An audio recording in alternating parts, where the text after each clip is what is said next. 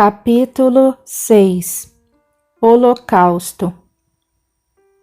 Em 6 de dezembro de 1941, dia em que Irina e Elissa partiram, a União Soviética lançou uma contraofensiva ao exército alemão, estacionado no subúrbio de Moscou, e os soldados foram forçados a uma retirada caótica. As baixas eram incalculáveis. O frio era um poder ainda mais esmagador que os próprios canhões, e os meninos deixavam os corpos, em sua maioria inacessíveis aos grupos socorristas. Vibrando em um padrão bélico de ódio e destruição, eles não nos ouviam e eram como que sugados para dentro do gelo intenso do solo soviético. Uma camada densa e negra de energia negativa pairava sobre a Europa e se estendia sobre o Pacífico. Observávamos que uma espécie de manta negra aproximava-se rapidamente da costa oeste dos Estados Unidos. Takeo Yoshikawa, espião japonês infiltrado na América, já havia enviado seus relatórios ricos em detalhes sobre Pearl Harbor. A armada nipônica encontrava-se inteiramente informada a respeito do Porto da Pérola.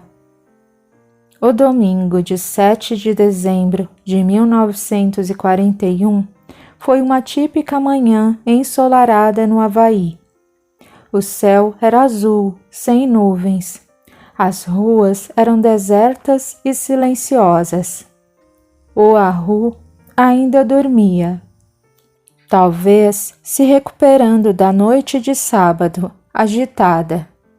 Nos grandes navios ancorados em Pearl Harbor havia pouco movimento. Mudança de guarda, marinheiros lavando meias e escovando os dentes, cuspindo espuma de dentifrício no mar. Alguns ainda chegavam das festas, rindo escandalosamente. O silêncio era às vezes rompido pelo rugido do motor dos automóveis, dos oficiais que voltavam à base em um visível esforço para parecerem sóbrios e descansados.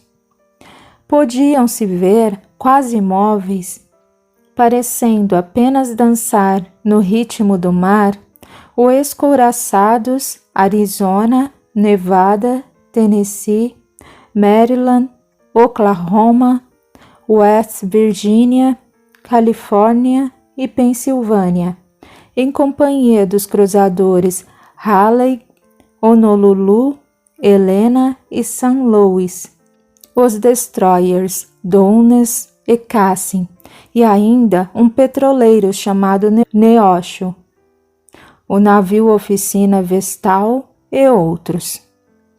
Essa era a paisagem do porto naquela manhã. Esse marasmo era totalmente oposto à atividade febril a bordo de 6 porta-aviões, 230 milhas ao norte da ilha de Oahu. Bandeiras de combate foram içadas. O ronco sinistro dos motores dos aviões se faziam ouvir.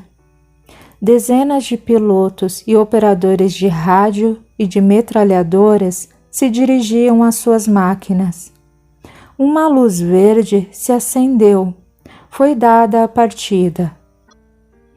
Às 6 da manhã, o primeiro avião japonês decolou.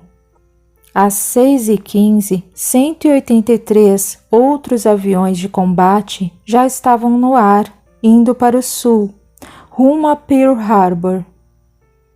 Pouco antes das 8 horas, o comandante Mitsuo Fuchida ordenou o ataque e as bombas começaram a chover sobre a desavisada base naval.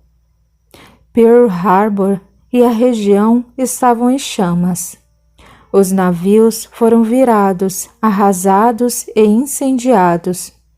Os aviões japoneses atacaram por 1 hora. E mesmo depois da senha Torá, tigre, que significava ataque realizado, ainda houve um segundo bombardeio que veio arrasar escombros por mais de 1 hora. Os esforços dos valentes pilotos americanos para fazer suas aeronaves subirem, embora não tenha surtido efeito, são dignos de nota pela coragem e patriotismo da Força Aérea Americana. Às 10 horas, aproximadamente, a situação da frota dos Estados Unidos era crítica. As baixas somaram quase 5.000 entre civis e militares. Densas nuvens de fumaça enegreciam a atmosfera antes tão límpida. Tudo cheirava queimado e caos.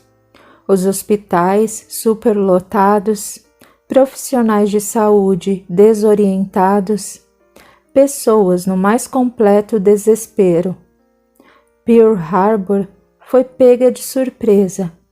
A América fora pega de surpresa. Roosevelt batizou esse 7 de dezembro como o Dia da Infâmia. O líder discursou à nação estarrecida, terminando com a frase: "Solicito que o Congresso declare que a partir do momento em que se produziu o infame e não provocado ataque japonês, domingo, dia 7 de dezembro de 1941, existe um estado de guerra entre os Estados Unidos e o Império Japonês." A consequência foi que em 11 de dezembro desse ano, a Alemanha declarou guerra aos Estados Unidos e a Itália imitou o gesto. Os Estados Unidos, ao lado das potências aliadas, entravam na Segunda Guerra Mundial. A incursão americana no embate era o remédio amargo para o ego monstruoso do eixo. As forças do exército invisível acompanhavam cada detalhe. Ninguém estava só ou desamparado no gigantesco conflito que se alastrava feito uma praga. Depois do trabalho árduo em Oahu, nosso grupo foi designado para voltar ao velho mundo. Era hora de auxiliar os soldados que foram sugados pela neve às portas de Leningrado ou no subúrbio de Moscou. E a origem dos campos de extermínio precisava ser exterminada, ou a ideia se alastraria além do absurdo que ficou conhecido como Holocausto. As bandeiras vermelhas com um círculo branco ao centro, onde era estampada em preto a suástica nazista, tremeluziam imponentes e intimidadoras nos prédios públicos da vencida Polônia. Ksenia sentiu uma profunda desolação pela pátria caída e chorou. Entramos em um recinto agitado pelo vai-vem dos SS que subiam e desciam escadas. No pátio interno, uma fila gigantesca de pessoas segurava malas quadradas sob os braços e toda sorte de pertences.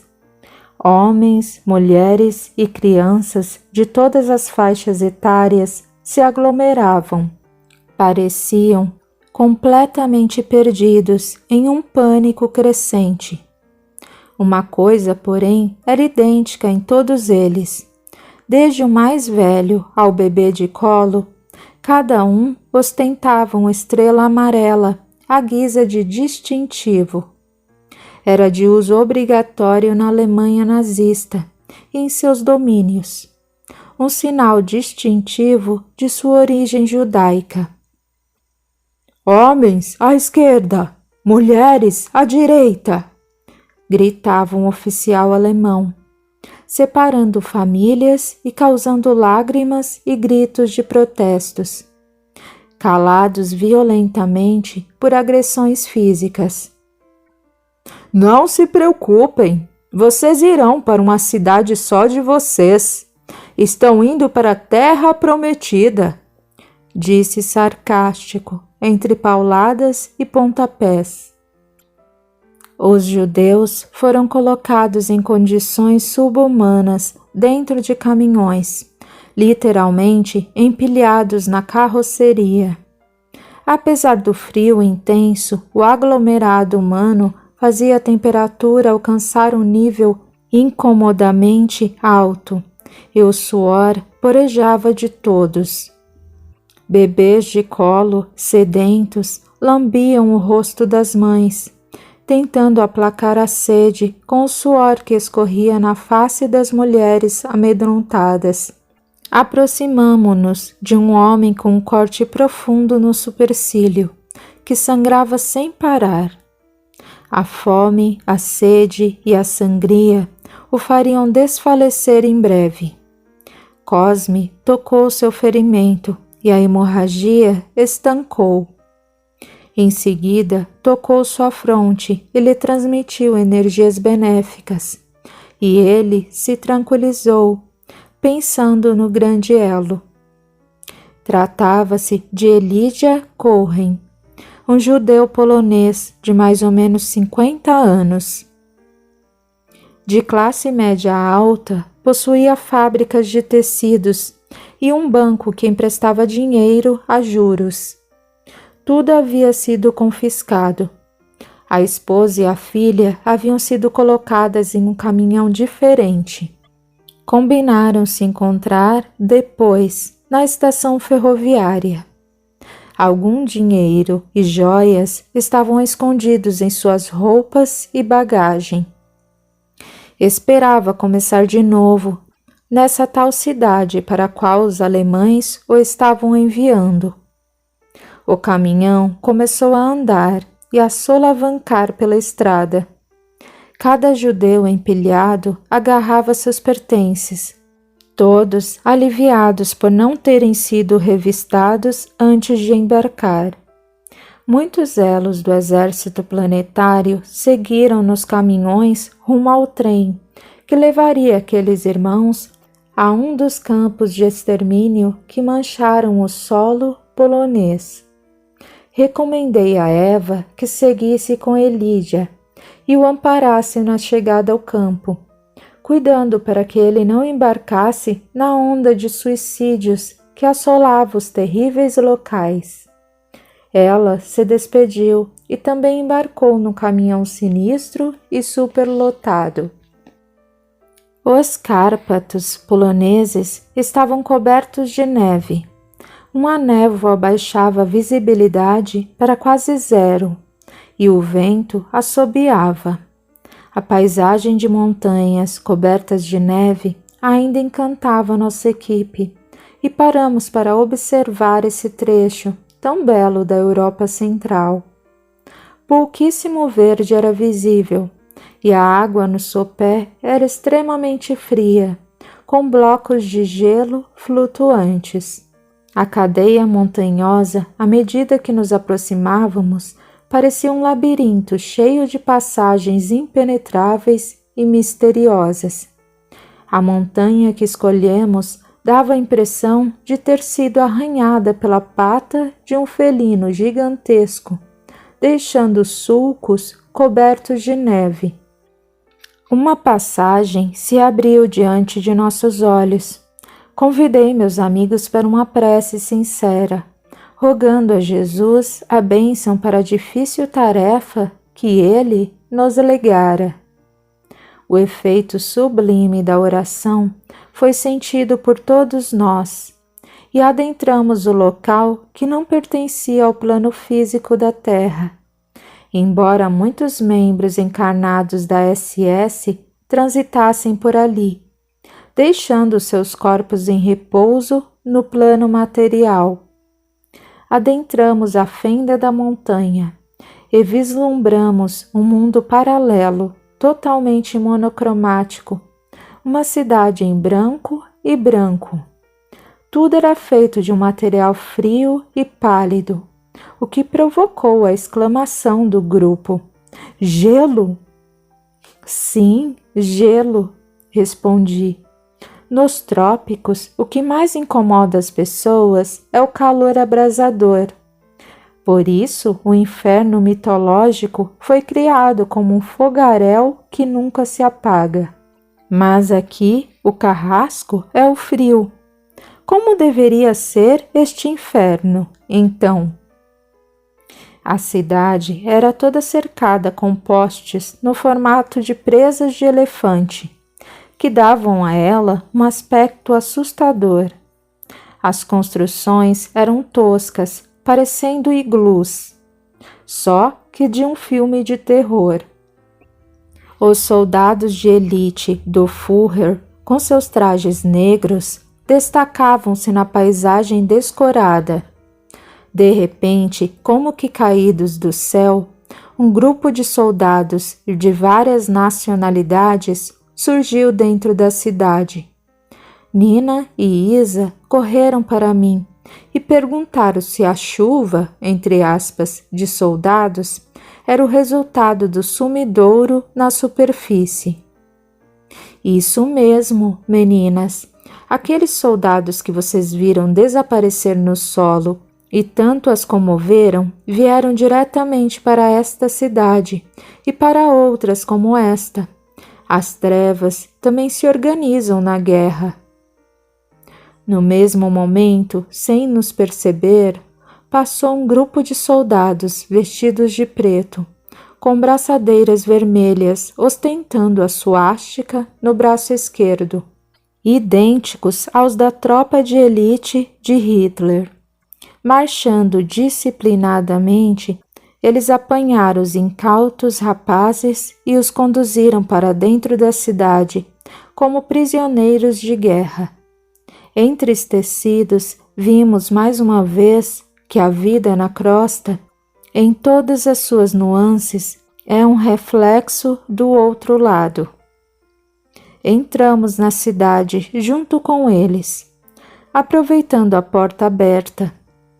Na entrada, onde havia uma espécie de portal, uma placa balançava ao vento gélido. Nela se lia: "Minha honra chama-se lealdade." Outras placas indicavam cada repartição, todas escritas em alemão: triagem, hospital, fábrica, depósito, alojamento e diretoria. Todas tinham a insígnia macabra da caveira sobre 2 ossos cruzados, a mesma ostentada nos capes e fardas. Os garotos que acabaram de chegar andavam submissos sob o comando dos SS, que os levaram rumo à triagem. Dividimos nosso grupo em 5 pares para fazer o reconhecimento do local. Nina e Isa foram para a triagem. Cosme e Salomão caminharam rumo ao hospital. Saulo e Lina foram enviados à fábrica. Leon e eu para o depósito. E Ana e Xênia para o alojamento. Combinamos nos encontrar mais tarde no mesmo local, no centro da cidade, para trocarmos impressões e visitarmos a diretoria. Algum tempo depois, estávamos sentados sobre a neve. Meus amigos estavam todos muito impressionados. Ana e Xênia, porém, estavam visivelmente abatidas. Nina e Isa começaram seu depoimento. O local que eles chamam de triagem é um grande galpão, onde os prisioneiros são despidos de suas roupas, calçados e qualquer objetos que tenham plasmado na viagem até aqui. Em seus pulsos é colocado uma espécie de identificação que os deixa totalmente imobilizados. Há gritos de protesto e espancamento desumano, realmente muito triste de ver.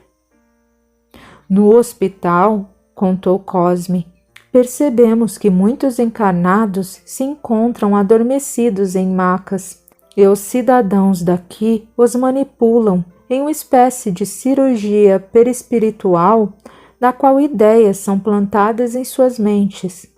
Parece um verdadeiro implante de sugestões malévolas que serão reproduzidas fielmente na crosta, depois que eles despertarem. Estão lá em desdobramento membros importantes do clero, da política e do exército terráqueo. Nós vimos a ideia a respeito da câmara de gás ser insuflada na mente de um homem. Este acordou e imediatamente desviou o escapamento de um caminhão para dentro da carroceria lacrada, onde ele pretende levar quantos judeus couberem para passear, entre aspas. Com o tempo, ele verá que o caminhão pode estar parado com o motor ligado, e por aí vai, até nascer aquela abominação. Eu e Lina nos chocamos com a fábrica, disse Saulo. Eles induzem os prisioneiros a um sono profundo por meio da hipnose, e terríveis pesadelos são plantados nas mentes entorpecidas. Parece um manicômio. Todos completamente loucos, gritam como se ainda estivessem nos campos de batalha, em um avião que cai eternamente, sem nunca tocar o chão. Outros se sentem alvejados por centenas de metralhadoras continuamente. É indizível, desolador, meus amigos. O depósito, meus amigos, é ainda mais degradante. Eu contei. Uma enorme vala, uma cratera gigante, onde a fumaça de enxofre que queima dia e noite não derrete 1 grama de gelo, repleta de soldados e civis judeus. Estão amontoados em um sono inconsciente, de onde correm o risco de não acordar por muitos séculos. A ação hipnótica é tão potente que eles acreditam que morreram pela segunda vez, e isso pode fazê-los perder a forma física, a identidade e a memória milenar que todos possuímos.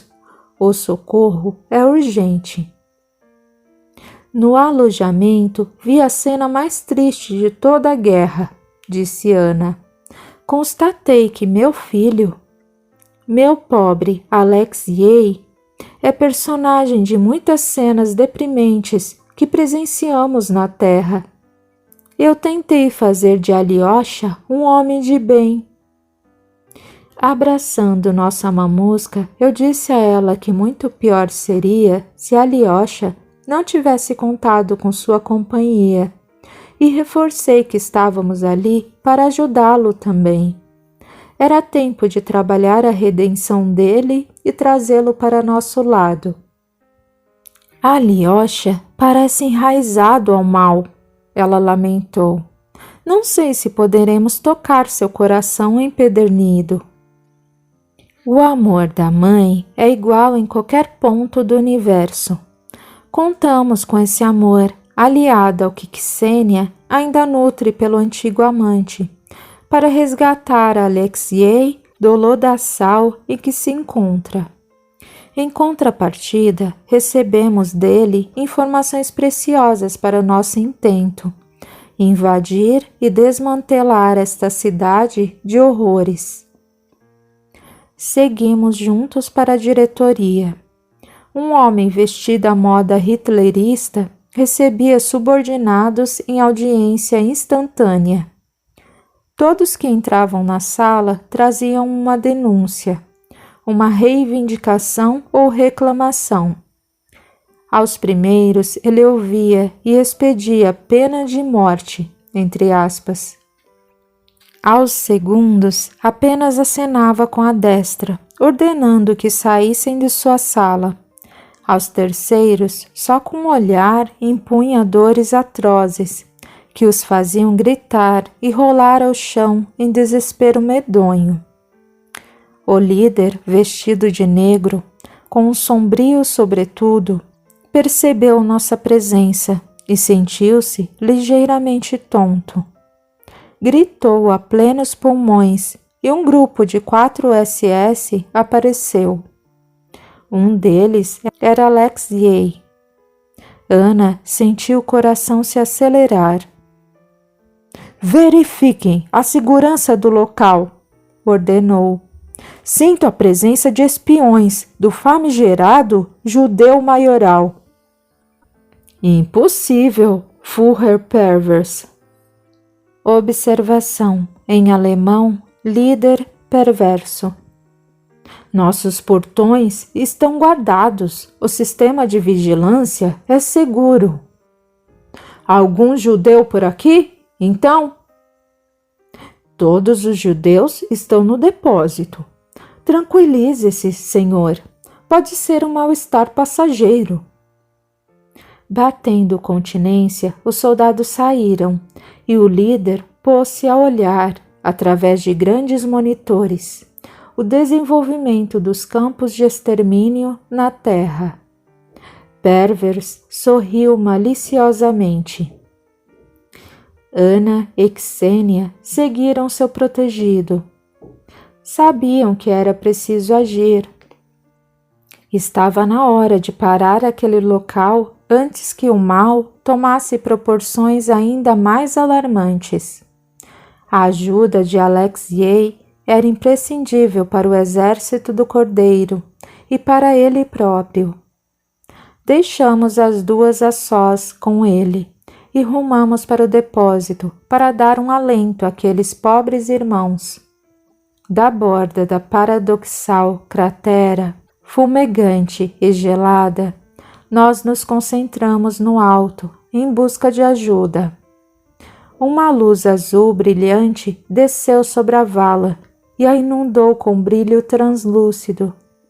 Por algum tempo, permanecemos ali, de onde enviávamos energias a nossos irmãos, prisioneiros de seus erros. Alexei entrou em uma espécie de almoxarifado. Ana e Ksenia entraram, e a primeira se fez visível ao filho. Alyosha! O soldado caiu sentado, assustado. Mamusca! O que foi que eu fiz? Por que volta sempre do mundo dos mortos para me repreender? O que quer que eu faça? Estou desagradando a senhora? A voz era quase um choro. Alexei, sou eu quem faz as perguntas. E só para constar, estou muito aborrecida, sim. Você está praticando toda sorte de malvadeza. Crimes de guerra não podem aparecer no currículo de um soldado honrado. E para piorar, está unida ao adversário da União Soviética, traindo a própria pátria, Alyosha. Está havendo algum engano, mamusca. Explique-me, então, o que um soldado soviético está fazendo ao lado de alemães em um local onde não apenas judeus, mas também seus compatriotas estão sendo torturados. A aversão por judeus se estende, entre outros, a comunistas soviéticos? Não, mamusca. Os soviéticos e alemães são aliados. A senhora não deve se lembrar, pois está morta. Mas existe um pacto de não agressão entre as duas nações. Coisa que mulheres mortas ainda não entendem. Ana respirou fundo. Parecia que desejava tomar Alexei no colo e dar-lhe muitas palmadas. Fala do tratado assinado entre Molotov e Ribbentrop em 23 de agosto de 1939? O tal pacto Molotov-Ribbentrop? Balela! Aquilo só serviu para a Alemanha e a União Soviética invadirem a Polônia e a Finlândia, sem que uma se colocasse no caminho da outra. Também garantiu tranquilidade para Hitler arrasar o Ocidente sem medo do Exército Vermelho às suas costas. E é claro que a União Soviética levou sua fatia polonesa. Covardia! Como diz isso? O militar estava completamente atônito. Porque a Alemanha, quebrando o pacto, já invadiu a União Soviética. Não só invadiu, como cercou e está matando Leningrado de fome. Aliados à Finlândia, eles estão massacrando os soviéticos. Eu não sabia disso. Como é que a senhora sabe de tudo isso e eu não? Porque essas são coisas que homens recém-mortos ainda não entendem. Como assim, recém-morto? Alyosha, meu pequeno estúpido, se eu não o amasse tanto... Você tombou no campo de batalha, meu querido. Não mesmo. Sei que a senhora está morta, mas eu não. Ela ficou em silêncio. Ele continuou chorando. A Alemanha invadiu a União Soviética mesmo? Choramingou. Mas Ana não precisou responder. Cenas da Operação Barbarossa começaram a se desenrolar diante dele, que, desesperado, disse: Onde eu estava, que não defendia a mãe Rússia? Ouça, filho, tem uma pessoa aqui que, por mais que você a tenha machucado e maltratado, o ama de maneira sublime. A visão dela o fará acreditar que não mais pertence ao mundo dos ditos vivos. Ao notar a presença de Ksenia, Alexei caiu em um pranto ainda mais desconsolado. Ana transferia a ele energias salutares e imagens de Ksenia extraídas de sua própria memória. Ele encarou a moça até gritar: Dolores! Ksenia! Com qual das duas fui mais canalha? Perdoe-me, por Jesus! Ajude-nos a servi-lo e se redima com a justiça divina e sua consciência. De minha parte, nada tenho a perdoar.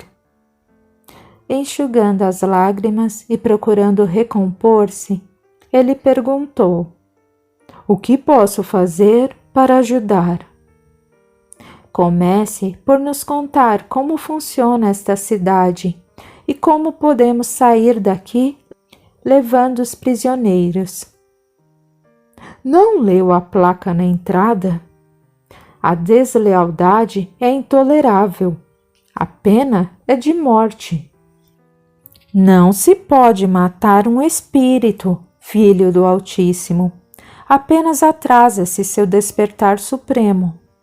E você já está morto, esqueceu? Confie em nós e aliste-se no exército do Cordeiro.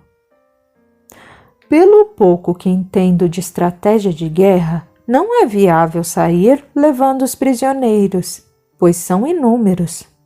Se querem fazer isso, precisam primeiro derrotar o Führer Pervers e tomar a cidade. Não é tão simples assim. Pervers faz parte de uma falange de espíritos recalcitrantes no mal que, após serem aprisionados por séculos sem encarnar, para que um judeu pudesse nascer e viver sua missão, tomaram verdadeira aversão pela raça. Quando enfim foram liberados para encarnar, passaram a causar muitos danos. A cada existência, mancham o solo do planeta de sangue, usando sempre o símbolo da cruz. Não por amor ao mestre, e sim por amor ao objeto de tortura, inventado por eles, que lhe tirou a vida quando encarnado como Jesus. Antes do início da guerra, nós aprendemos que para cada acontecimento na crosta havia 2 grupos responsáveis, um em cada plano da existência, pois esses espíritos se revezam entre os 2 mundos sucessivamente. Esta cidade foi a responsável pela criação dos campos de extermínio. chegou o momento de parar. A Polônia está cheia desses vergonhosos campos, e se não interviermos agora, eles se alastrarão pela Europa feito uma praga. Eles são fortes no mal, mas o bem sempre vence. Precisamos de uma estratégia de guerra, por isso precisamos de você, Carlos. Quero dizer, Alexei. Pode me chamar como quiser. Não mereço nem mesmo um nome. Como pude me juntar a estes malfeitores depois de morto? Mamusca, não conte para a papacha. Por Deus, eu morreria de vergonha. Vamos trabalhar e Nikolai terá orgulho de você. Porte-se como um verdadeiro filho da mãe Rússia, um soldado honrado, não um homem cruel que abusa do poder de uma farda. A força física é concedida a nós para proteger, não para oprimir o mais fraco. Perdoe-me, Mamusca, e 1000 vezes perdão, Ksenia. As duas abraçaram carinhosamente o protegido e vieram ter com o resto do grupo para contar o plano elaborado por ele. Entramos em contato com Zaqueu e os elos que operavam mais perto dele e obtivemos permissão para usar o plano de Alexei. Ficou combinado que assim que nossa parte estivesse consumada, ele viria pessoalmente para tratar com Pervers. O filho de Ana nos deu o mapa do local e os detalhes de que precisávamos. Nesse tempo, as tropas SS estavam em sua maioria na crosta, e Pervers contava apenas com sua guarda pessoal, um grupo de 6 homens. Deveríamos agir quando os soldados estivessem ausentes. E isso não era tão complicado de arranjar. Afinal, agora tínhamos um infiltrado. Alexei bateu respeitosamente à porta da sala do líder. Führer, tenho más notícias. Outro plano para assassinar nosso general na crosta. Mas que porcaria! De quantos atentados já salvamos esse senhor? Até perdi as contas. Esses cretinos não desistem nunca?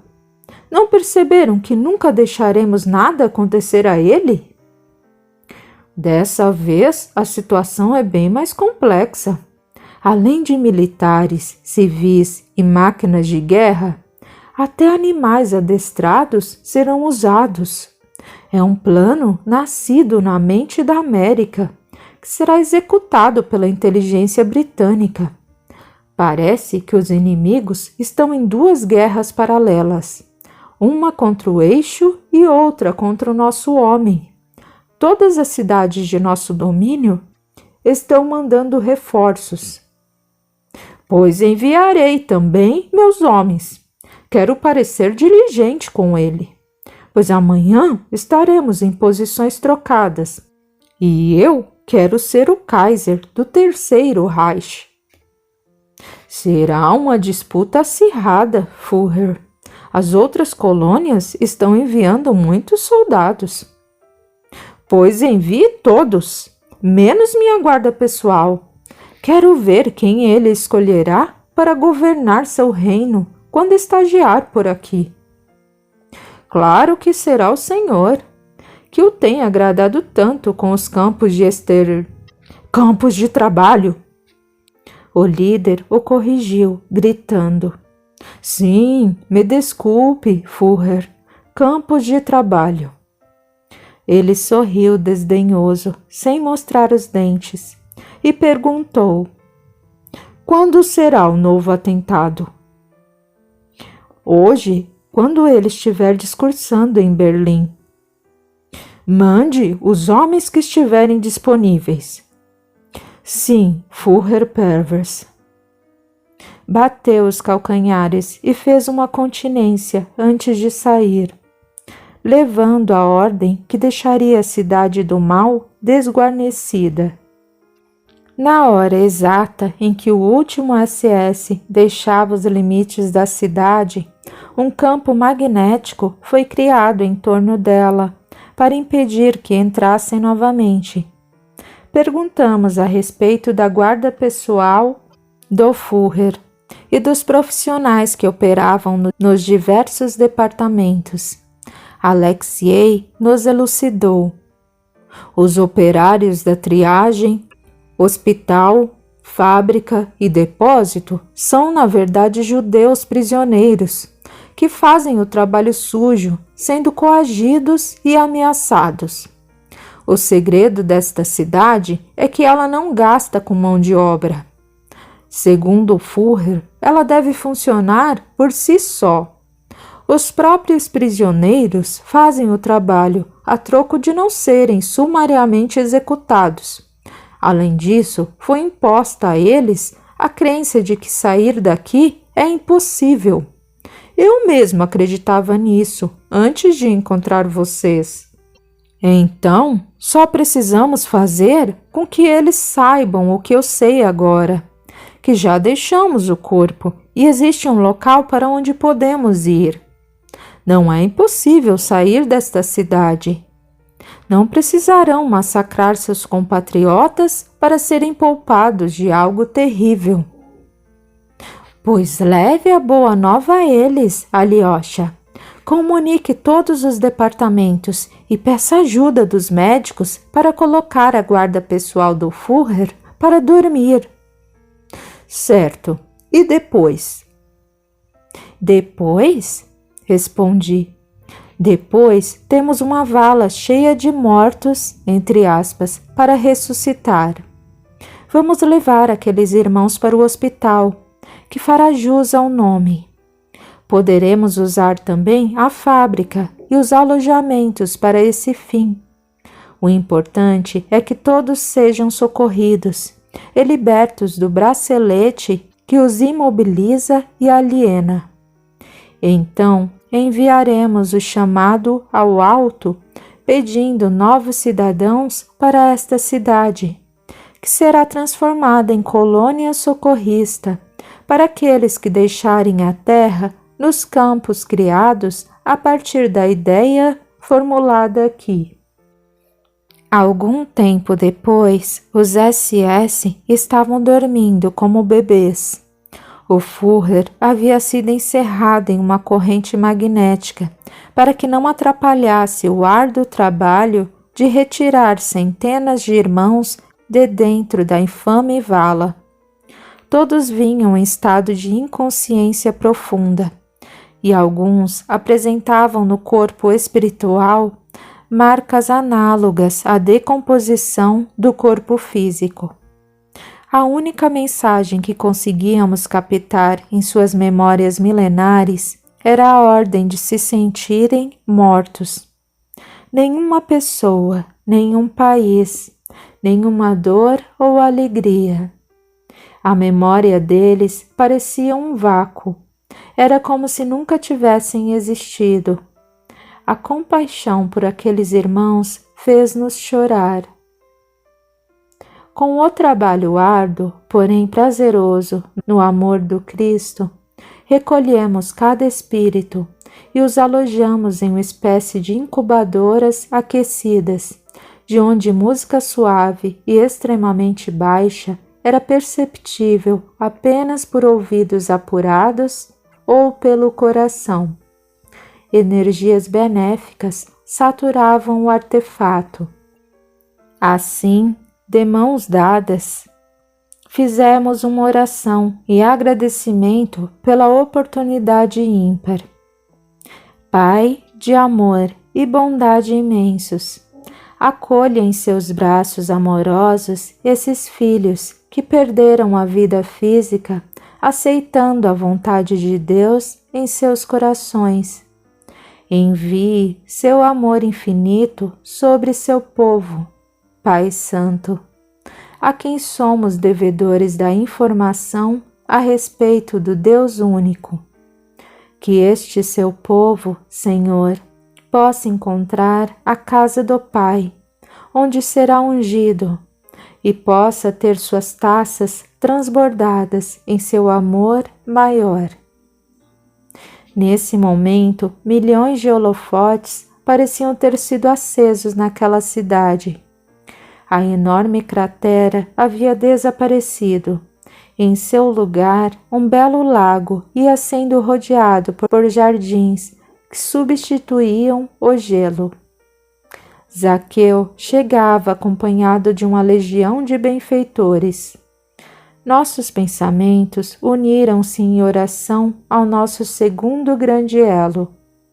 O rosto do meigo nazareno era imagem estampada na mente de todos nós, e o sentimento de indizível felicidade, em meio a tanto sofrimento, nos provou mais uma vez que a felicidade vem de dentro, do pensamento são. Comungar com o rosto de Jesus, na companhia de todos os irmãos de jornada, era uma felicidade intraduzível. Que a paz do Cristo esteja conosco. Todos estavam emudecidos diante de tanta emoção. Graças sejam dadas ao Senhor dos mundos e líder planetário por nos confiar tamanha missão, disse Zaqueu. Graças a todos vocês, elos transmissores de paz universal. Que seus corações sejam sempre esses condutores das energias cósmicas da fonte inesgotável, até o mais necessitado dos filhos do Eterno. Bem-aventurados os misericordiosos, pois alcançarão misericórdia. Bem-aventurados os pacificadores, pois serão chamados filhos de Deus. Quero que conheçam a cidade que ajudaram a construir. Esta é a Arca da Aliança, entre aspas. Aqui, estes irmãos que chegaram comigo receberão aqueles que vocês encaminharão da crosta, dos campos de extermínio.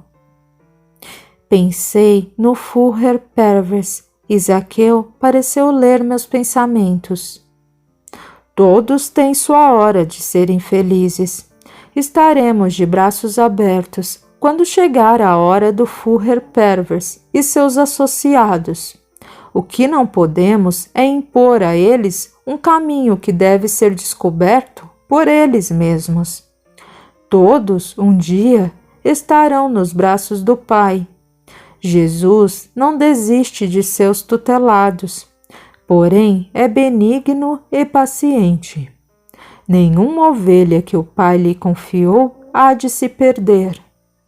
A semente está plantada no âmago de cada ser, aguardando o momento em que a terra, em seu coração, propiciará o milagre da germinação. Zaqueu, em um gesto de amor e humildade suprema, beijou as mãos de todos nós, deixando-nos em lágrimas. Quando seus lábios tocaram as mãos de Alexiei, este se prostrou de joelhos. Erga-se, Alexiei, somos irmãos. Em nenhuma circunstância precisamos mais de um soldado de pé como nas atuais. Quer se alistar neste exército? Existe muito trabalho para todos. Posso trabalhar junto com minha mãe? Estou certo de que Ana será uma excelente influência e mestra e que ficará muito feliz em trabalhar a seu lado. Mas não é recomendável que você volte à crosta agora. Zaqueu olhou interrogativamente para a trabalhadora. Eu fico na Arca da Aliança, se me for permitido, Ana respondeu. Que a paz do Cristo esteja conosco. Em frente, exército do Cordeiro. Nosso amigo seguiu para o seu posto de trabalho, deixando-nos emocionados. Abraçamos Ana e seu filho, tutelado, que passavam a fazer parte do grupo de socorristas trazido por Zaqueu. Nosso grupo contava com 9 trabalhadores no momento em que deixamos a arca, como chamávamos carinhosamente a cidade dos judeus no plano do espírito, bem próxima à fronteira da União Soviética com a Polônia. Foi quando uma voz familiar se fez ouvir à nossa retaguarda. Esperem por nós! Eu volto para o meu posto e trago alguém para substituir Ana. Esperem por nós e seremos 12 novamente.